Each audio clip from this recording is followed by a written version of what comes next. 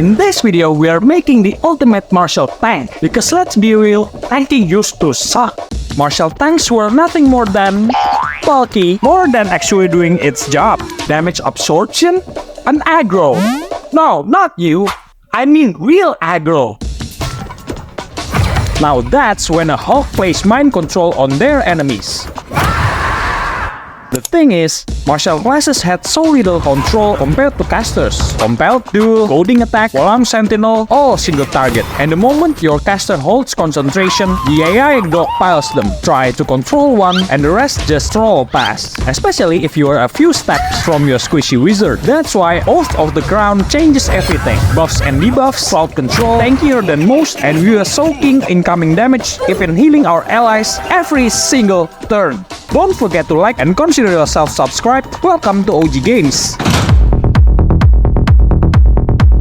Let's start with none other than the Paladin, specifically Oath of the Crown Paladin, taken up to level 7 to grab defense, perhaps protection before reaching level 7, extra attack, channel Oath, and the subclass aura. As for the smites, I'm sure many of you will pair them with radiating orb gear, but I'll suggest holding back. Our spell slots are limited, and remember, we are not here for burst damage, we are here to protect our allies. Slightly off topic, but this might be the best of the Paladins right next to its cousin, Oath of the Ancients. The only downside is how easy it is to break the oath, which can get annoying, and the fact that as a tank we don't get the real taunting power at level 3, because yes, we are not here for the smites, we are here to aggro in a 30-foot radius, and that's a massive AoE. Thank God we don't have to rely on Polearm Sentinel so much anymore, or Coding Attack from Battle Master, which by the way, we'll come back to that later. This subclass doesn't stop there. At level 7, we gain an ability to absorb damage meant for others, reducing it to literally 0 and healing them instead, exclusive to Oath of the Crown. It costs nothing every single turn. That's crazy. It's like protection fighting style on steroids. Thou shalt not harm them while I still draw breath. After spotting a potential career as healer role here, I decided to take a dip into Life Cleric. Beyond just more spell slot for smiting, it lets us bump every healing into more meaningful numbers with Lay on Hands. Far better than if we skipped it. Or War Cleric for bonus action attack. More smites means more control. This part is completely optional regardless. Now that we can tank, let's talk about surviving it. As I mentioned, we'll be multiclassing into Barbarian up to level 4. Now the question is, which subclass fits best with our tanking prowess? Bare Barbarian is an option. More resistances, a bit of self-heal per rage. Sure, you're bulkier, but come on, don't be boring. Just stand there doesn't make you a good tank. We need more utility. We need more control. That's why I love Wild Magic Barbarian. We're mainly here for magical awareness to bulk up our saving throws even more. Nice. Seriously, at this point, your caster got nothing to worry about. Well, as long as they are around you and survive a net 1, I guess. Plus, magic surges give us all sorts of useful effects. Retaliation damage, flight, bonus AC for allies, and more importantly, something to actually do with our bonus action and save our action for a clutch Lay on Hands when needed. Well, except for one that can cause a bit of trouble, especially when we need everyone to get close to us. Let's wrap this up with level progression. Early game, starting as Paladin is fine, Martial classes with extra attack shine here, but Barbarian dominates the first 5 levels thanks to physical resistance and reckless attack. That is key, because the AI tend to go after whoever they have advantage against, so reckless actually helps us draw aggro. Once you hit level 6, respect to Paladin with a dip into Barbarian to bring rage into bigger fights. Lastly, I dipped into Cleric, but I also see potential in Bard. Use that bonus action to give out Bardic Inspiration. Also, another route, you can grab Coding Attack from Battle Master and keep Barbarian dip. Since you only get one channel Oath per shot rest, this adds more reliable taunting, especially in small skirmishes. Now, when it comes to gear, definitely prioritize anything that boosts your healing. Thank you, Papalarian. Yes, Divine Allegiance counts as healing, so Blast and Blade Ward resource free every single turn.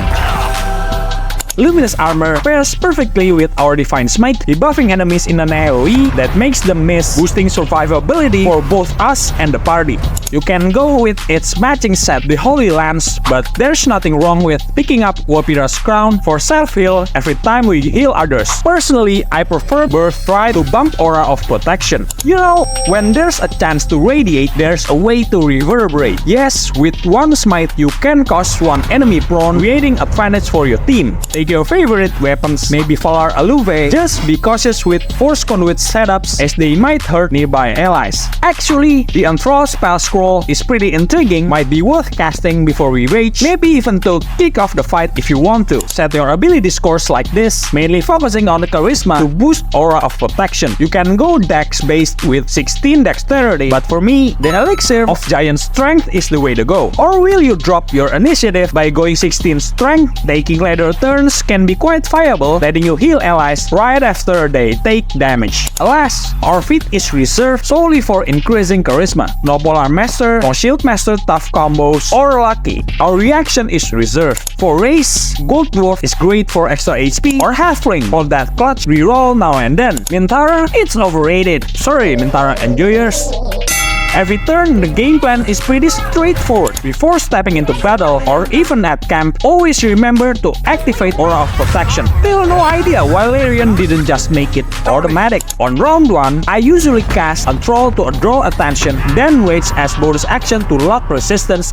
Otherwise, swing that Holy Bonk and Reckless Attack. Absorb pain and slip in a healing touch when needed. Hold the line for those behind you. On subsequent turns, clutch Lay on Hands for allies in dire need. Or keep swinging, soaking hits, and healing. That's the rhythm, that's the roll. And there you have it, the ultimate tank in Baldur's Gate 3. To all the tank players out there, I call to you, try this subclass, try this build. I knew tanking would never be the same once patch 8 introduced. From aggroing multiple enemies, healing, even absorbing damage meant for others, things we've never seen before in this game. Add survivability, item buffs, and more, and you can become the anchor of your team. And even though party members need to stay close to you in the face of the big bad, it's just like a walk in the park. Squishy strikers like monks, rogues, ranges, geeses are going to adore you. That's it for the video. I hope you enjoyed it and you worth your while. Maybe it'll add flavor to your next playthrough or reminds you of videos you've seen before and never get the chance to do something fun. Either way, thank you so much for watching. Until next time.